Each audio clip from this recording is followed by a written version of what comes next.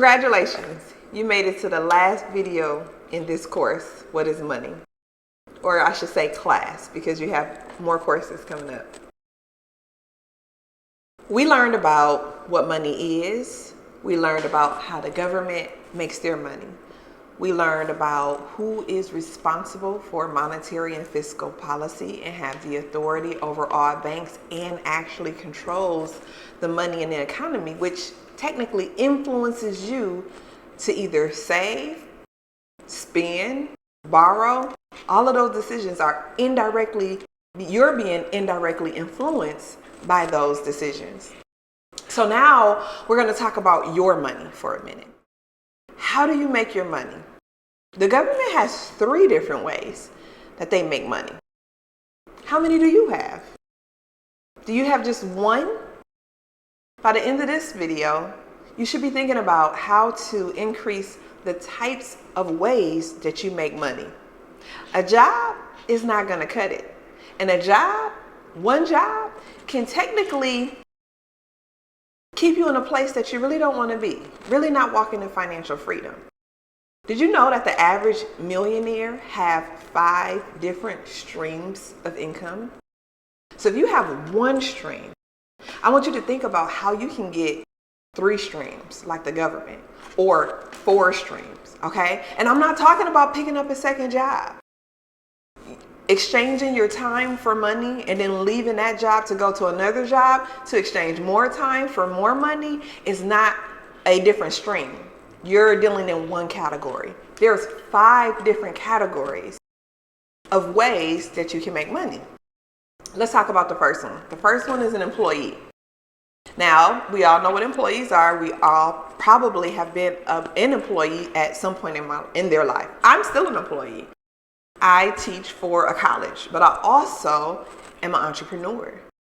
So let's back up. Employees work for someone else, typically exchanging their time for monetary gain. But long hours, let's be honest, long hours is for the birds, right? Like the pay has to be good and the hours have to be good in order for me to remain an employee. Okay. The second way is an entrepreneur. They have made it so easy and so beneficial to be a business owner at this time. I don't care if you're selling t-shirts. I don't care if you're teaching someone something like me, creating different services or products, food, restaurants. It doesn't matter. Being a business owner is very rewarding. And remember when we talked about taxes and how you can decrease your tax liability? Owning a business is definitely one of those ways to do it. Can't really give you all of the secrets right now because we're just in lesson 1, but know that becoming an entrepreneur is definitely beneficial to how you manage your tax liability at the end. If you receive a refund or if you have a tax liability in owe. The third way is a contractor. A contractor is not an employee. A contractor can work for themselves. And as a contractor, you can go into contract with other businesses. So say, for instance, I'm a master electrician. I can work for myself. I can have separate contracts with individuals doing work on their homes. And I can have contracts with different businesses. I can go in contract with the state.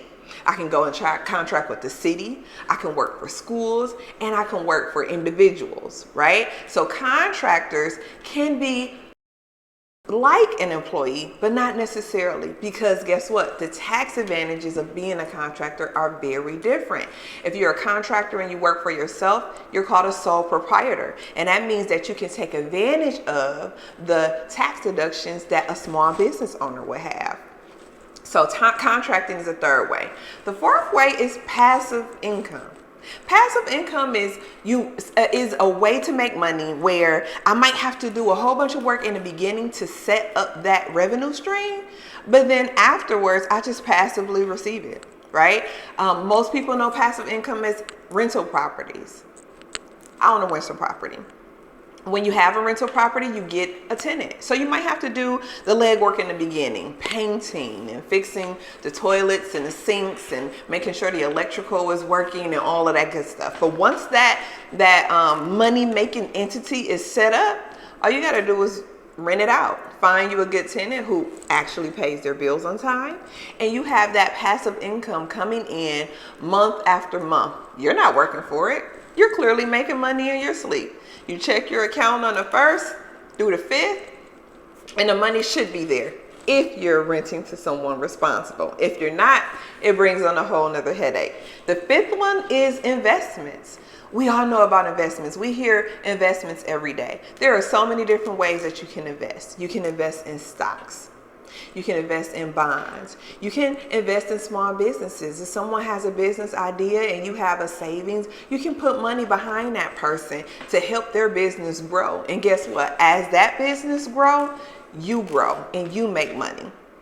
There's so many different ways to invest. You have apps like Acorn and Robinhood that makes the complexities of the stock market very simple, and they give you ways to make money.